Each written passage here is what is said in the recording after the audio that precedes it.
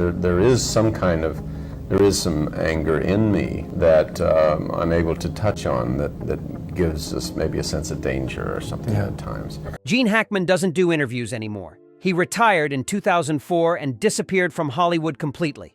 I don't have a project, Larry. If you have a script, I'll read it. There's no script in front of you? No one's calling Gene Hackman? No, it's probably all over. No red carpets, no award shows, no nostalgia tours, just silence from one of the greatest actors who ever lived. It's very strange. I suppose civilians feel that we as actors, live our life for awards, which is just not the case. But before he left, he made his feelings clear. 6 actors who, in his words, forgot what real work looks like. Well, sir, you were a cowardly son of a bitch. You just shot an unarmed man. Well, he should have harmed himself. Men who chose fame over craft, stars who mistake presence for performance, and one name that shocked everyone who heard it. Hackman won 2 Oscars. He earned 5 nominations. He gave us Popeye Doyle, Lex Luthor, and Little Bill Daggett. Every role was different. Every performance was honest. He never relied on tricks or gimmicks, just pure, relentless commitment to the truth. Hollywood today would break his heart. The green screens, the franchises, the actors who phone it in and still get praised. That's why he walked away, and that's why these 6 names still bother him, even in retirement. The legend has spoken, and these are the actors he couldn't respect. 6. Keanu Reeves. Gene Hackman and Keanu Reeves worked together on The Replacements in 2000. Oh, I think just that I was a competent actor and that I did some kind of honest portrayals of maybe some interesting. It was a football comedy. Nothing serious, nothing deep. But even in a light film, Hackman expected professionalism. He expected craft. He didn't get it. Someday you'll have to explain to me what the hell that was all about. What's it gonna be, Shane? I want the ball. Reeves has built an empire on being likable. The internet loves him. Fans call him wholesome. And yes, he seems like a genuinely kind person. Hackman doesn't dispute that. But kindness doesn't make you a good actor. Watch Reeves in any dramatic scene. The same blank expression, the same monotone delivery. Whether he's in The Matrix, John Wick, or a romance, it's all the same. There's no range, no depth. Just Keanu being Keanu with different haircuts. Hackman comes from a different generation. He studied at the Pasadena Playhouse. He worked in theater for years before getting film roles. He learned how to disappear into characters, how to find their voices, their walks, their pain. Reeves skipped all that. He went straight from being a surfer to being a movie star. On set, Hackman watched Reeves struggle with basic scenes. Multiple takes for simple dialogue. The same flat delivery over and over.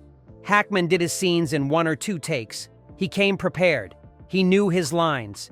He understood his character's motivation. Reeves showed up and hoped the director could fix it in editing. There's no hatred here, just disappointment. Because Hollywood keeps rewarding Reeves with bigger roles and bigger paychecks. And that tells young actors that being nice is enough, that you don't need to actually learn how to act. Just be charming and let the stunt team do the rest. 5. Tom Cruise. Gene Hackman never worked with Tom Cruise, but he watched him from a distance, and what he saw troubled him deeply. Let me just thank Tom and Jeannie personally in public here now for bringing the kind of energy they did to the film.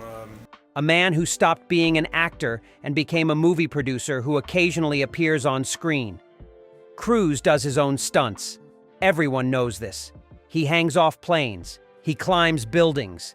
He jumps motorcycles off cliffs. The media celebrates it.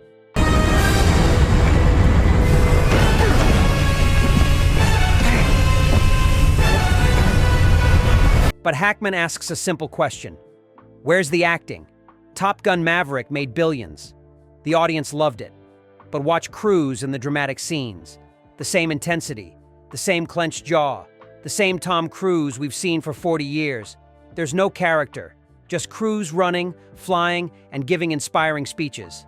Compare that to Hackman's work. In the conversation, he barely speaks. The whole performance is internal. In Unforgiven, he's terrifying without raising his voice. In The Royal Tenenbaums, he's funny without trying to be. That's the range. That's craft. Cruise does one thing really well and repeats it endlessly. What bothers Hackman most is the control. Cruise produces his own films. He approves every shot. He reshapes scripts around himself. Everything serves Tom Cruise the brand. Nothing challenges Tom Cruise the actor. Real acting means surrender. You surrender to the director's vision, to the character's truth, to the story's needs. Cruise surrenders to nothing. Hackman retired because he got tired of the business side overtaking the art. He sees Cruise as the ultimate symbol of that shift. A man who turned acting into a corporate product. Perfectly packaged, safely delivered, completely empty. 4. Val Kilmer. Gene Hackman heard the stories about Val Kilmer long before they almost worked together. The fights with directors, the arguments with co-stars, the absolute certainty that he was always the smartest person in the room.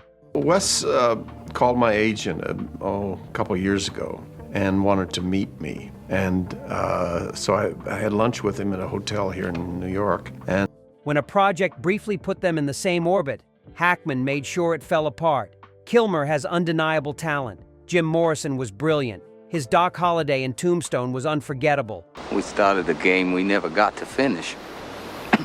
Play for blood, remember? But talent without discipline is worse than no talent at all. And Kilmer never learned discipline. Directors dreaded working with him. He'd rewrite scenes without permission. He'd refuse to do takes he didn't agree with. He'd lecture crew members about their jobs. On Batman Forever, he made the production miserable. Joel Schumacher called him childish and impossible. That's the director saying it publicly. Imagine what he said privately. Hackman built his career on being a professional. Show up on time. Know your lines. Respect the crew. Do the work without drama. That's how you last 50 years in this business. Kilmer did the opposite. He treated every set like a battlefield where he had to prove he was right. The tragedy is that Kilmer's approach hurt his own career more than anyone else's. By the late 90s, nobody wanted to hire him. The roles dried up. The offers stopped coming. Not because he lacked talent, but because he was exhausting to work with. Hackman watched it happen and felt zero sympathy. You can be brilliant, you can be right about the work, but if you make everyone around you miserable, you're not an artist. You're just a bully with a script. 3. Steven Seagal. Gene Hackman has contempt for Steven Seagal, not professional disagreement, not artistic differences, pure contempt.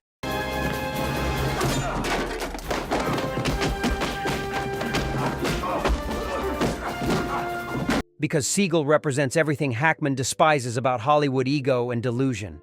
Seagal built a career on lies, fake martial arts credentials, fake CIA background, fake tough guy persona. He sold himself as authentic, as a real warrior. But it was all marketing, all performances, and not even good performance. Watch any Seagal movie, the same monotone voice, the same expressionless face, the same stiff fight choreography where everyone else does the work. He doesn't act, he poses, he walks through scenes like he's doing everyone a favor by showing up. Hackman spent years studying real cops for The French Connection. He rode in patrol cars, he watched interrogations, he learned how real detectives move and talk. Then he sees Seagal playing Special Forces soldiers without doing any research, just showing up in tactical gear and mumbling through dialogue. The stories about Seagal's on-set behavior are legendary. The demands, the lies about his abilities, the way he treats stunt coordinators and co-stars. John Leguizamo told a story about challenging Seagal on a set. Seagal responded by actually choking him. That's not method acting. That's assault. Hackman retired in 2004. Seagal kept making direct-to-video garbage for another 20 years. No growth, no change. Just the same delusional performance over and over. And somehow, he still has fans who believe the fantasy. To Hackman, Seagal isn't just a bad actor. He's proof that Hollywood will enable anyone as long as they make money. Standards don't matter. Truth doesn't matter. Just keep the product moving. 2. Marlon Brando. This is the most painful name on the list, because Marlon Brando was a god. On the waterfront, the Godfather, a streetcar named Desire, he changed acting forever. Is this how you turn out a Hollywood Pinocchio that cries like a woman? Gene Hackman worshipped Brando, studied him, built his own approach partly on Brando's foundation. But something broke in Brando. By the 80s and 90s, he stopped caring. He stopped trying. The island of Dr. Moreau was a disaster. He showed up overweight, unprepared, and uninterested.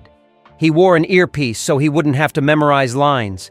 He did a scene with a bucket on his head because he felt like it. Apocalypse Now captured him at the turning point, still brilliant in moments but already showing signs of not caring. Coppola had to work around him, I had to improvise, had to salvage a performance from someone who used to give everything.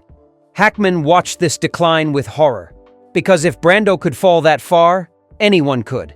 The greatest actor of his generation reduced to a punchline, taking paychecks for Superman and The Freshman while giving nothing back. What hurt most was the waste. Brando still had the ability. When he wanted to, he could still devastate you with a single line, but he rarely wanted to anymore. He ate. He collected his money. He mocked the profession that made him a legend. For Hackman, this was a warning. This is what happens when you lose respect for the work, when you start believing you're above it, when you forget that acting is a privilege, not a right. Brando forgot, and he died a sad shadow of what he'd been. 1. Dustin Hoffman. Gene Hackman and Dustin Hoffman went to acting school together. They were roommates. They struggled together in New York before either of them made it. They should have been brothers for life. Instead, Hackman quietly cut ties decades ago. The problem is simple. Hoffman believes in his own press. He thinks he's a method genius. He thinks his process justifies everything. But Hackman sees through it. It's not a method. It's ego wrapped in artistic pretension. The famous story from Marathon Man proves it. Hoffman stayed awake for days to look exhausted for a scene. Laurence Olivier asked him, "Why don't you just try acting?" That story gets told like Hoffman is the dedicated one. But Olivier was right. Real acting doesn't require torturing yourself or everyone around you. Hoffman has a reputation on sets. Difficult, demanding, convinced every scene needs to be done his way. He'll do 50 takes because he's finding the character. But really, he's just indulging himself while the crew works overtime and the budget explodes. Hackman does 2 or 3 takes maximum. He comes prepared. He knows what the scene needs, he delivers it and moves on. That's professionalism, that's craft. What Hoffman does is performance art about acting, not actual acting. They haven't spoken in years. No public feud, no dramatic falling out, just a quiet ending to a friendship that couldn't survive Hoffman's transformation into everything Hackman hates about the business. The needless complexity, self-importance, the belief that suffering equals art. Hackman left Hollywood in 2004. He never looked back. He never missed it, and he certainly never missed Dustin Hoffman. At 79, Gene Hackman doesn't miss Hollywood. He writes novels now, live quietly. He gave 50 years to acting. That's enough. Some fights aren't worth fighting. Sometimes walking away is the only way to win. If this story moved you, hit subscribe. Real legends deserve to be remembered.